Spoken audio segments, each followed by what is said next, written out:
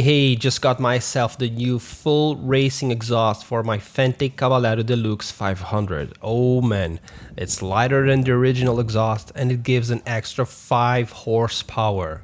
But that's on paper because I don't know what type of black voodoo magic is going on here, but after doing the remapping, she got more frisky, more light, more punchy. It's like I have a new bike. And the sound, oh, believe me that this microphone doesn't do any justice. It's way better in person.